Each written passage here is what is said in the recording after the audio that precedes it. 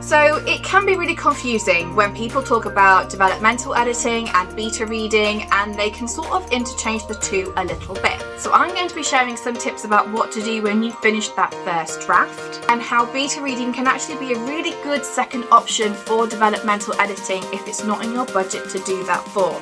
So stick around to see how I can help specifically with that.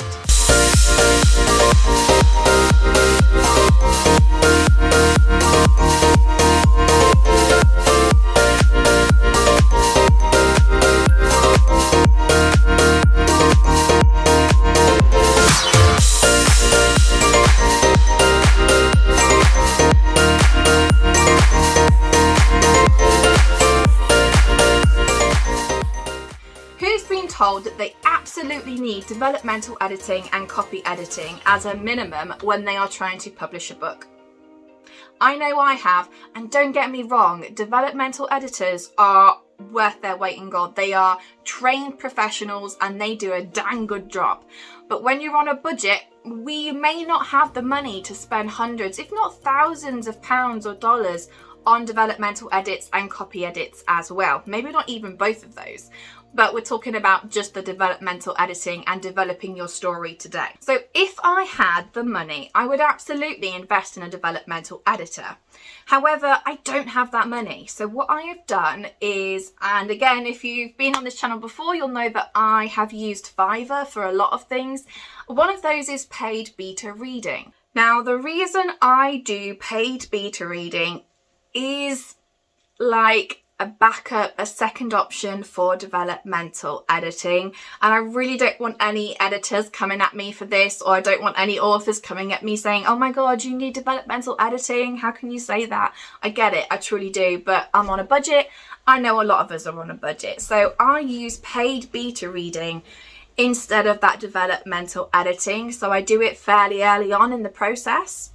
And I might do the paid beta reading first, do all the edits and stuff based on that, and then I'll go for my volunteer beta readers because it's closer to publication and I'm trying to get a general idea of what readers think of that story at that point.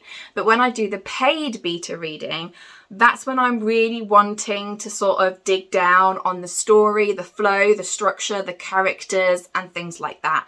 And yes, I use it as my developmental edit. I forgot the dog was behind me then and I just scared myself. I've had some brilliant paid beta readers who really focus on that structure and that big picture stuff, which is like a developmental edit. And so if you get someone like that, then you're onto a winner here. And I do think it's a really good option for those of us on a budget. I'm not saying it's the best option. I'm not saying don't go for a developmental editor. I'm just saying that, you know, we get into our heads, people say, oh, you need this, you need that. We just don't have the money. And this is a really good second option. So how can I help with this? So I have been beta reading for other authors for many years now. With the experience that I have, I wanted to try and offer that to other people. Could I have chosen a less time expensive venture to help other authors? Yes, I could have.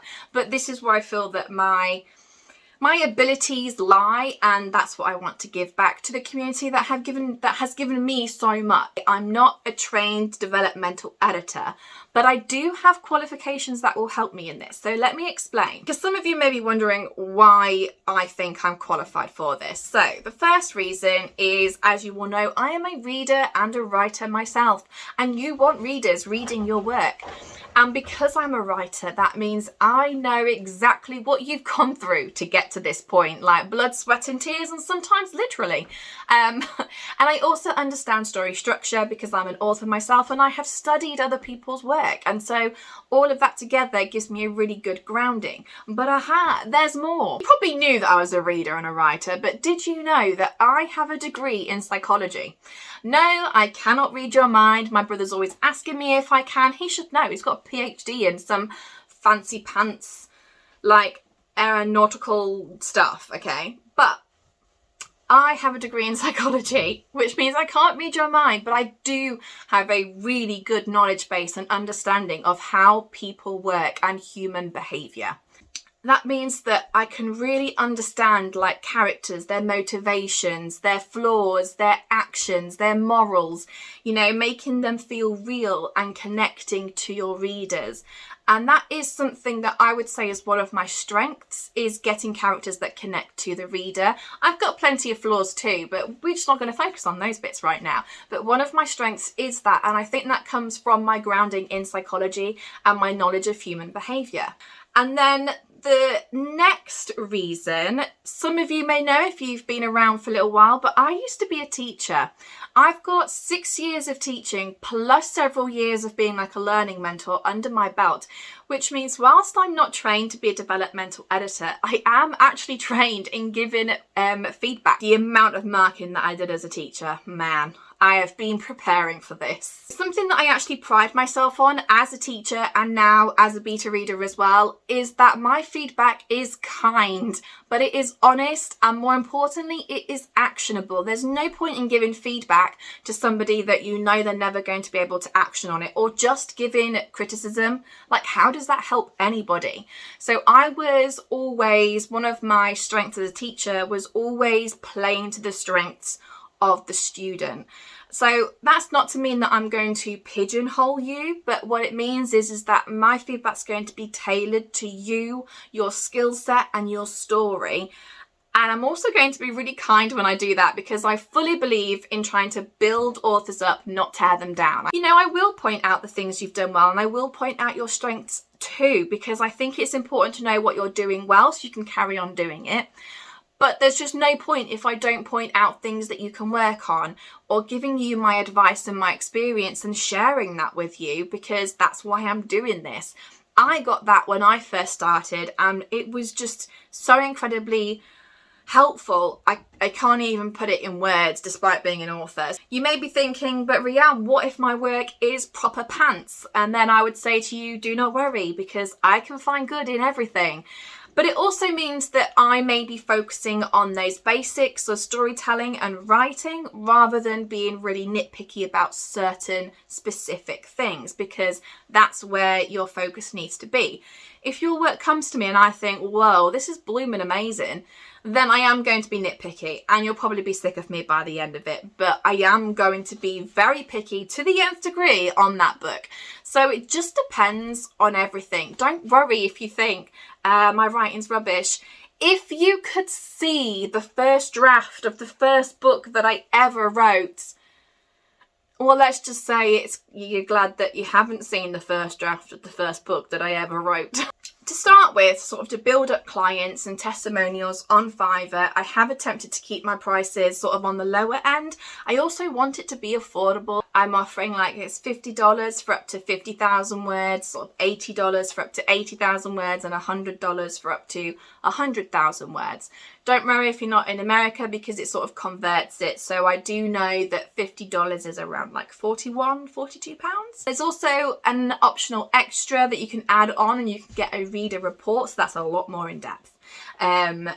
And you can add that on when you go through the sort of checkout process. So that's what it is at the moment. As I said, I'll leave the link down below so you can go and check that out. So as well as offering beta reading, I do just want to share some of the questions that I ask myself when I'm beta reading, and also when I'm editing my own manuscript, just so that you can sort of see how my thought process goes a little bit, and if it might help you with your editing. So I have split the 3 sections into the story, the characters and the writing, and I'll put the questions up on the board.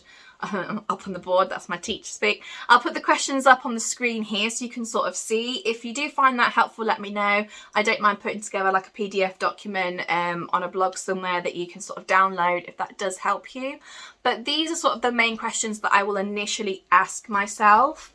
So things like for the story, very simply, does my story have a beginning, a middle and an end?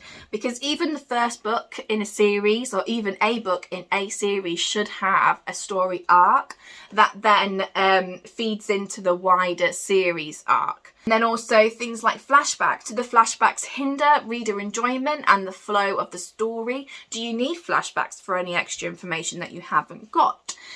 Is there a hook in the first chapter? And then by chapter 5, do I know the main character and their goal and the main point of the story? I've always said that if I get to chapter 5 and I am not really invested in the story, that's probably the point where I'm going to either DNF it or carry on. So in my head, chapter 5 is like, the end of chapter 5 is like a pivotal moment for me in a story. And then another question I ask myself is, does the story actually make sense in context with the world? Especially if you're writing fantasy and paranormal, a lot can happen, a wide variety of things can happen. But we have to suspend our belief within the context of the world that you've given. So are things happening that are just too out there, that do not make sense even with a magical world? I've got things like, am I confused? Because being confused and intrigued are very different things. Do things happen conveniently for the sake of the plot, or do they happen naturally? And then does the dialogue and the action move the story on, or is it just fluff? I don't want to be reading loads and loads of fluff, essentially. Then we get to the characters, and some of the questions that I ask for my characters are, what are my characters' sort of main needs, goals and wants? And they're usually quite different. What flaw does my character have that makes them more relatable? And then what has happened to my character in the past that influences and shapes their actions now? So they must act for a reason, even an antagonist. You can't just have characters doing things willy-nilly without any point. They normally do things for a reason. Even if that reason is a bad reason, there's usually something fueling that. And then, is my character doing the most logical thing throughout the story? Characters or people in general often try and do the simplest and the easiest things. They often try and go the simplest and easiest route. So why is my character doing something difficult for difficult's sake? That's something that I focus on. It's something that I found difficult myself personally. So it is something I have to ask myself. Then, is my main character having the story happen to them, or are they trying to take charge? What change happens to my character by the end of the story? Are there any side characters for no reason, or are there too many characters? And more importantly, do I like this character? Have I connected with them? Then I will also go on to writing. So I will ask myself, are my sentences sort of varied in style and structure? Do I have a variety of sentence starters? Because those two things can make writing very boring and quite difficult to read. Am I using a range of punctuation? Is my tense and my person consistent? I usually ask myself, have I sort of utilised all of my senses within my writing? Are my characters standing in white rooms? I once got told that they had no idea where my characters were, and they could just be in a white room because I had no description whatsoever. Too much is a bad thing, but not enough is also a bad thing. So are your characters just standing around in white rooms? Is my description chunky, or is it weaved throughout action and dialogue? Usually my first drafts, they can be quite chunky, and then the more I edit, the more it sort of gets weaved throughout the plot, rather than just, here's a description of this character, here's a description of this place, and now they're going to go do this thing. And then am I showing or telling? Because that is one of my biggest learning curves I think I've ever made as an author, is my ability to show, not tell. So they are the three main sections of questions that I ask myself. Hopefully they'll help you if you need to ask yourself some questions. And they're also the kind of questions that I ask myself when I'm beta reading. So again, if you want to use me as a beta reader, there's some of the things that I'll ask myself. So you can use those questions to help you in your editing if it helps. If you are interested, click on the link down below so you can go across to my Fiverr page. If you want to talk more about beta editing and all the different types of editing that you can do, put a comment in the comment box down below and we shall have a little chit chat about that. But apart from that, that's all from me for now, and I will see you next time. Bye guys!